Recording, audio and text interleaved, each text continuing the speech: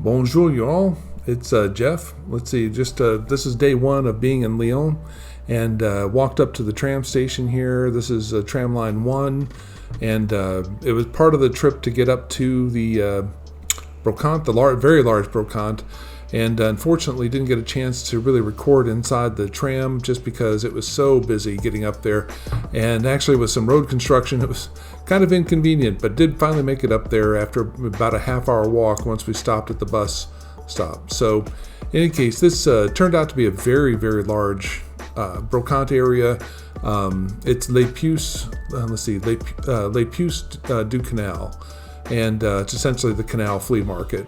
And but lots of booths, lots of vendors out front. They had a nice little eat area as well, so you can get some drinks and something to eat. So very conveniently located there on site. The just kind of walking through the hallways here, but they have indoor facilities like where we are right now, and then they also have some outdoor ones where you're just kind of walking through lanes of vendors, and some stuff is new, but a lot of the stuff is going to be vintage and antique. Walking down this way, it was a let's see, that store was closed. This is on a Thursday, by the way. They're open Thursday, Saturday, and Sundays every week. And when I walked down here, I thought I saw some things that were of interest. Sorry about my camera angle every once in a while. That'll be kind of throughout this video.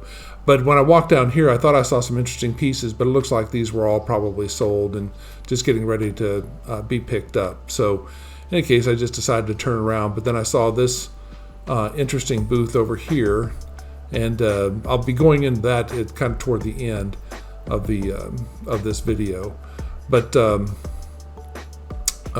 nonetheless, it had some really interesting things. We were really primarily looking for French linens, and so this display cabinet had a few things to look at. But actually I found the mother lode in a little bit of a video coming up. But I think it's actually going to be the next. Yeah, here we are. So at this woman's booth, she just had a whole lot of vintage pieces, and obviously a lot of them are monogrammed. But just looking for things that we might be able to put onto an online store, and here Richard's opening up one of them to kind of show, because we were looking for things, we're trying to find things that have color and not just all white. White on white sort of thing, or some sort of monogram on white, and which they obviously have a lot of that, but we were trying to find things that had more color options, and so this booth definitely had that. A bunch of other stuff too that I'm not terribly interested in, but let me see if we get on to the next set here. But she really had just an incredible assortment of things. And like I said, the market's open Thursdays, Saturdays, and Sundays. Thursday obviously is not the day to go, but that happened to be the first day that we could get up there, and so that's what we did. It just turned out to be a bit of a challenge to actually make it up there. Not that it was hot, it just was sunny, and that was a little bit of a challenge with a lot of walking to get up to that brocante. But in any case, here are a bunch of other colored, mostly napkins that she had available. And then we'll transition over to, this was a huge pink tablecloth. And then it came with, I think, 18 very large napkins. And I'll just open one of them up here, kind of show you what the size looks like. But it was a beautiful set. I think there was a bit of a stain on the tablecloth, so we kind of decided to take a pass on picking that up. But and then she just has, like the showing here, just a huge selection of, a large selection of other white on white napkins, some with colored monogramming, and but just some beautiful pieces, a lot of them from the 30s, 40s, and 50s, and some probably older than that as well, but just very nice. So the thing is, with it being open when we went on a Thursday, it was a beautiful day out, not that many vendors were actually open. So I just wanted to show like this display of colorful iron trivets back there, just a whole lot of this glass. I've just never seen a stack of plates quite that high.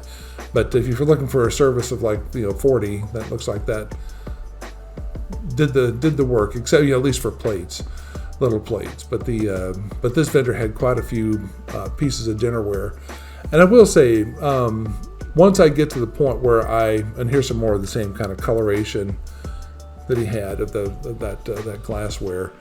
But and I didn't think the prices were all that bad. I think the plates were like around €6, but I'm sure it's all negotiable. There's a bunch of looks to be escargot plates. I don't think that those are oyster plates, but obviously I'd have to go back and confirm. But they look like more like escargot to me. But he had quite a bit of glassware and dinnerware. And then over on this side, and then we kind of fade in. He had some of the kind of the fun kitchenware with the different animals and shapes and vegetable shapes and things of that sort. So very kind of classic vintage kitchenware pieces. And then just more of the cups and whatnot that he had. But I thought those were pretty cool.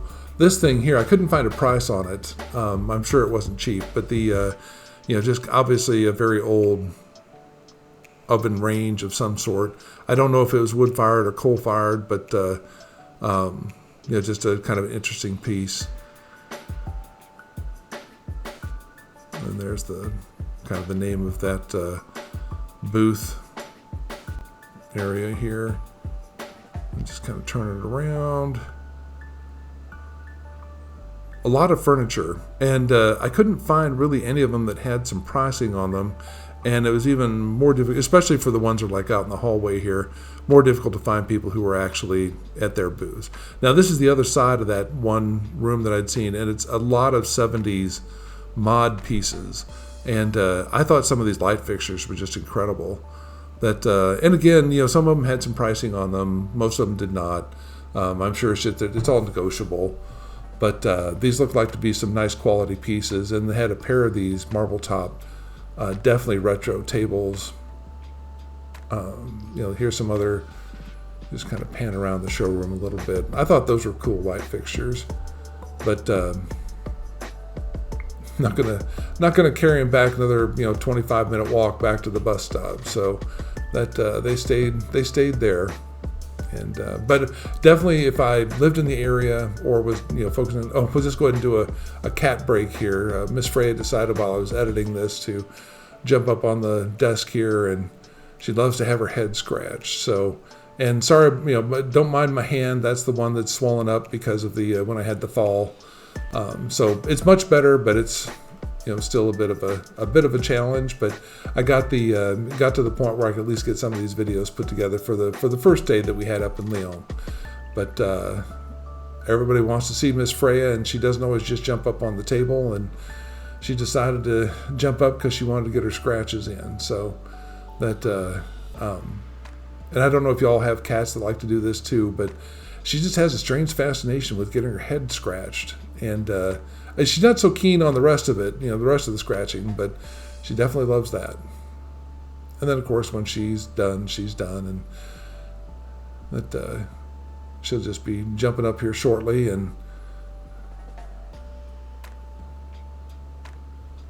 But it was a nice break anyway from putting this together. So I figured people just keep asking about Miss Freya, so I actually got a chance to record a little bit of her while I was doing the editing for this. So then once we were done with that, went out. This is the Parache train station, and coming on the north side of that is a large square area. And I apologize about the camera work here. This is Jeff just trying to figure out how to zoom and figure out how I'm going to try to stand in position and try to get some other pieces. But that was a beautiful piece there, that installation, that sculpture, and the little garden that I just pan past there is dedicated to the survivors, and those that died during the Verdun. I think it was the Battle of Verdun, and but France has a lot of monuments to war dead. So anyway, but it's a beautiful setup. So now I'm on Rue Victor Hugo, and lots of shopping. It's obviously pedestrianized, people riding their bikes along. But there's the Parache train station, which is one of the three major train stations in Lyon.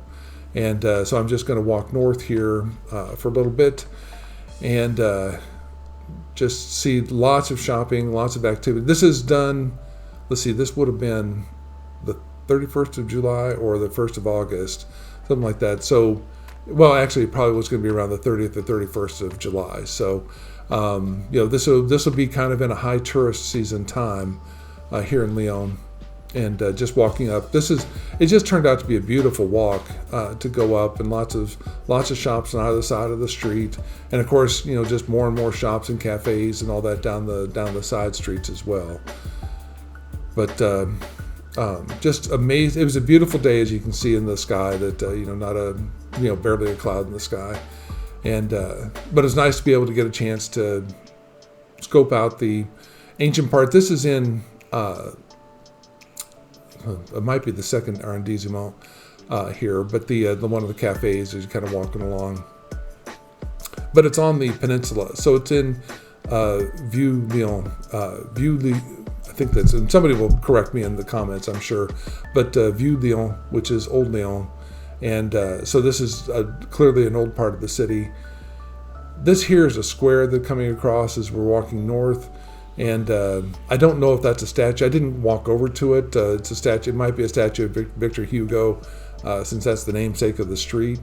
But this is Place Bellecour, which is another vast plaza in the old town.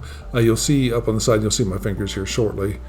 That when I'm trying to do a zoom, that's the Basilica up on Fouvier, and the hill on that side, that's a neighborhood as well.